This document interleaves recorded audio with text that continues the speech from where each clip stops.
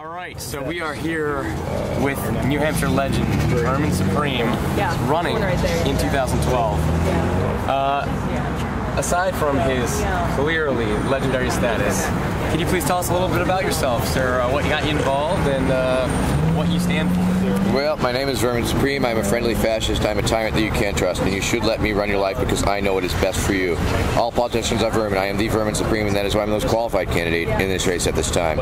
I will promise you anything your little heart desires because you are my constituents. You are the informed voting public, and I have no intention of keeping any promise that I make.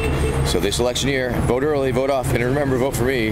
Vermin Supreme is the vote completely thrown away. Thank you. Wow. Well, I like the sound of that. Yeah, you mentioned to me something about ponies. Yes, Everyone gets their own pony? Well, that is indeed one of my several I have 4 planks in my platform primarily. One is, of course, the mandatory toothbrushing law itself, a signature piece of mine, legislation that I'm trying to push through. And for you naysayers who talk about the flossing, lack of flossing in the bill, it would never pass the Senate. Number 2 is, of course, time travel research. One of the most important issues in my belief is that I will go back in time and I will kill baby Hitler before he's even born with my bare hands. And that will be a good thing for America and the world, I believe. Also, of course, zombie preparedness. We do have to be ready for the imminent zombie invasion, and so I'm all on top of that right as we speak. Yeah, we're down with that. And last but not least, the Free Ponies for All Americans program, which is a jobs creation bill having to do with free ponies for all Americans, lessening our dependence on foreign oil, and it's also doubles as a federal pony identification program where you will be identified with your pony at all times. All right. Now, going off of that, you've taken some criticism lately from the mainstream for a lot of your ideas, which I think are very profound. How do you plan to fund them, and where do you think that the best base for the resources will come from? Yes.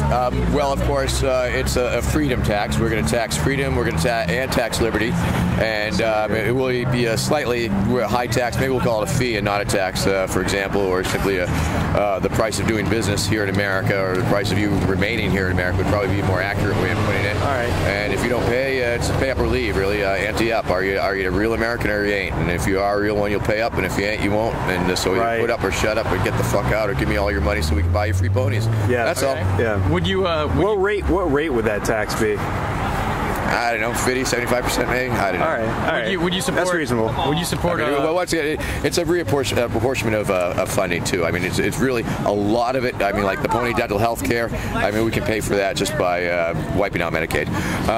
So you know, we get rid of Medicaid and we pay for the ponies instead because they're going to need the help. I think because they're ponies, for goodness sake. They're at least people can like scrounge through garbage cans to get food. You know what I'm saying? But a pony's sort of on its own.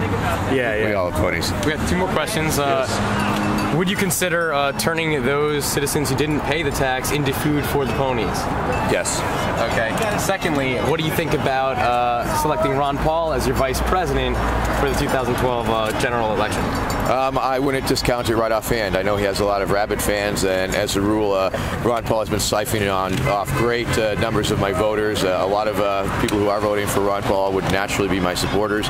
And in 08, it was like if it was between Ron Paul siphoning off all my voters in one direction and Dennis Kucinich siphoning them off in the other direction. Yeah. This year is very different, of course, because now I'm not up directly against Dr. Paul. Now I'm a primary challenger to Obama. I am Obama's primary challenger. I think I'll do much better this time around as a result of that. This being said, for the record, I would like to say, you're familiar with InfoWars? Yeah. Yes. Okay.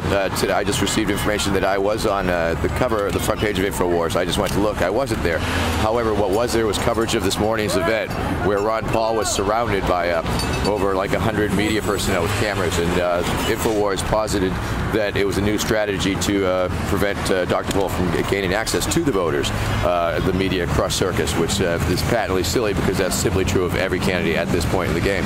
However, the #1 comment on this particular post is a direct threat against me. And the commenter said, time for beatdowns, question mark, parentheses, figuratively, question mark, unparentheses, and then it went on and said, why should Mr. Boothead be allowed to enjoy his day? So for the record, and because I know this might be a Ron Paul leaning audience, I'm just putting that out there, because you all know me. I mean, I get along with all political operatives. I have working relationships with folks over the years. Just the other day, I offered Rick Santorum my bullhorn. But you know, but this reader, they did take umbrage with the fact that I was playing the same with Ron Paul as I would play with any candidate. Okay. And do you think the boot will actually help your defense should anyone take physical violence against you? It's very hard to say. I don't know. Give them the boot. A boot. I've already had a boot to the head. What more do they want?